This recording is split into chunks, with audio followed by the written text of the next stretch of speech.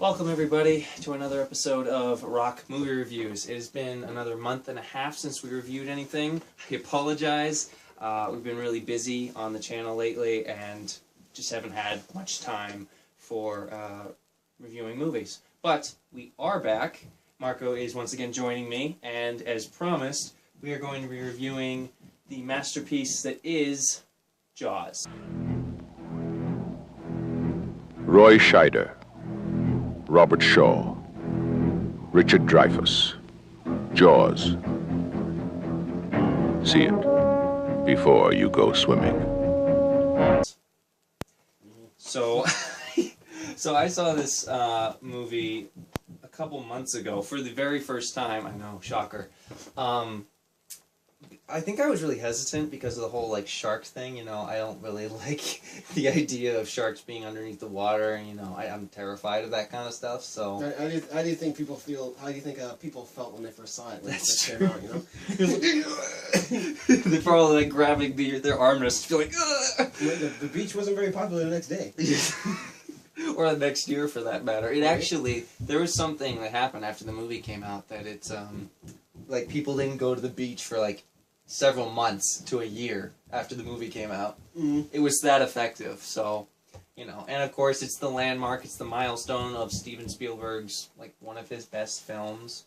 So, and I would say I'd probably agree with that. I mean, now that I've seen it, it is very, very good. It's very suspenseful, and the whole experience for me, I was pretty much gripping my seat that I was sitting in. I was just like, oh, when is this going to be over? Mm-hmm. But the last hour where they're out in the boat and they're looking for the shark is just, it's just great. It's Right. awesome. It's so good. I mean, the three characters are just so good together. And, you know, I think I'm going to jump right into the story, which is pretty simple.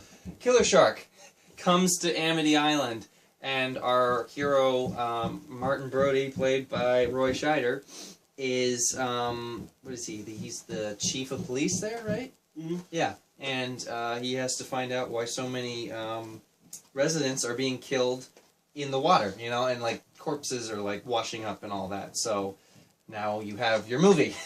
Yeah. But what makes it so great and what they are able to work with such a simple premise is that you really care about the characters, much more so than the other Jaws sequels, where the characters are so one-dimensional. You're like, I'd like to see you die. Next scene. Right. I mean, So- you know, compared to this movie compared to the others, you know, you actually care about the people. Yeah, exactly. I mean, and I think that's true for Jaws 2 as well. But that's for another review. So, Roy Scheider, he's great. I mean, he's a very likable character, and I think when the stuff starts happening towards the end of the film, we care about the characters getting through this as well, because they actually have depth, you know? They're not just like, these people, here you go, have a shark, just eat them or whatever, you know, don't care about these people. No, that's Jaws of Revenge. Mm-hmm. People that you literally don't want to keep listening to. You're like, shut up, shut up. So. Depth, just like the water. Oh God. That this movie was mostly take place in the water. It's It's got depth. Oh God, those puns. Those puns. I have a feeling it's not going to be the last of them. Probably not. Yeah, so, okay, so, yeah, that's the story. We've already talked about Roy Scheider, he's the main character. Also got Robert Shaw as Quint, the grizzled old fisherman who helps Brody get out to the water and find this shark. And this is after multiple killings, right? That they go out to finally find the shark. It's like, this is the last I'm pretty straw. Sure everyone died. Like, everyone on the beach, they're all dead. And it's like, okay, now we do it. Yeah, it's like, one more person needs to die. Okay, alright, now I'm getting serious. It's eaten everyone that I like, except this one person. I want this one person to die. When they die, we can go. Yeah. I wonder if that's what it was like when they write the script. You know, it's just like, just wait for the person you don't like dies. Like the mayor in the movie was awful. Right. Perfectly awful. He's just like, dude, shut up. We don't care about you. You are endangering the lives of your own people. You're stupid.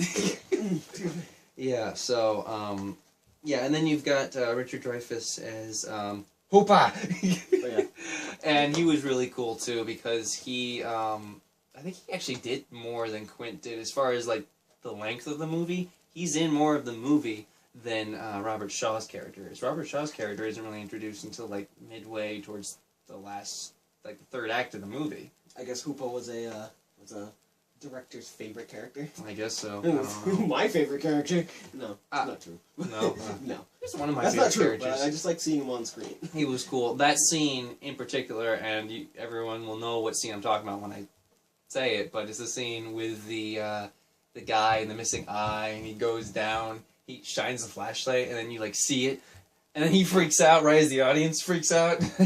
That scene still got me because I actually didn't know it was coming, you know? I knew something was coming, but I was like, we've already seen, like, you know, legs fall into the water, you know, blood in the water and all that, but I was like, are they going to go any further? Yep, they went further. Yes. All right.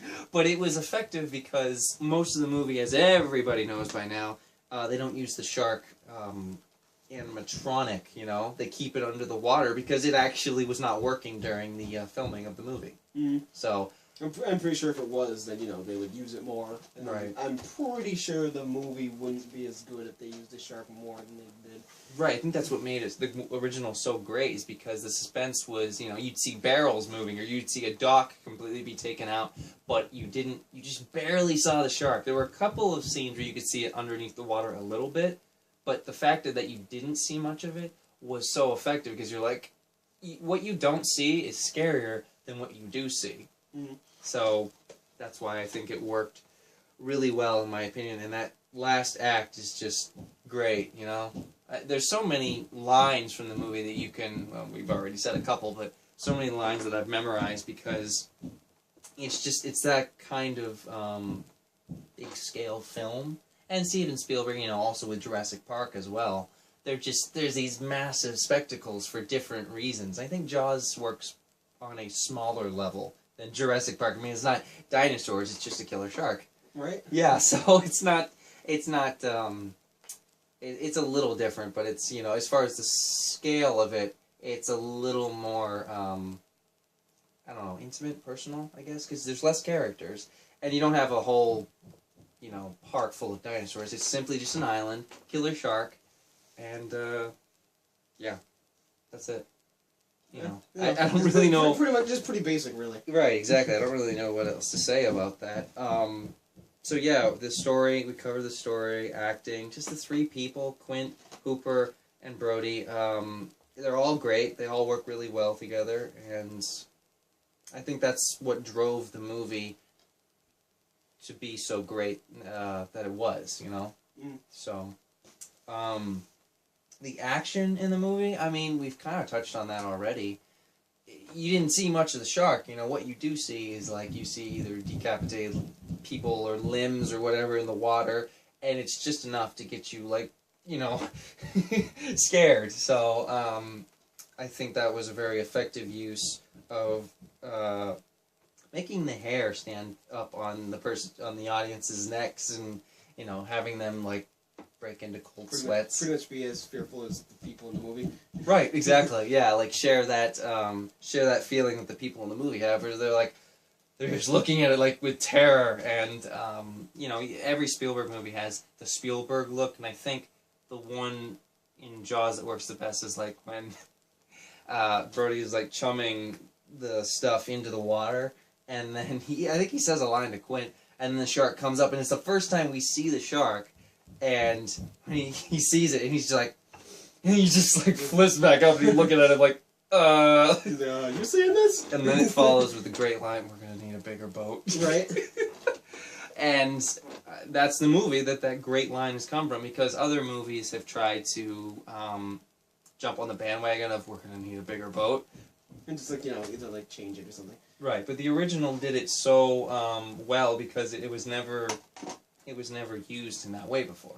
Mm. So, yeah, I think the action was really good as far as There wasn't a whole lot until the last third act, but again, like I said, characters, we actually got some depth with them, and we cared about them. So when everything went to hell, we actually were like, okay, I actually want to see Brody get through this because he's an interesting character that I can get behind. Right. So that's all.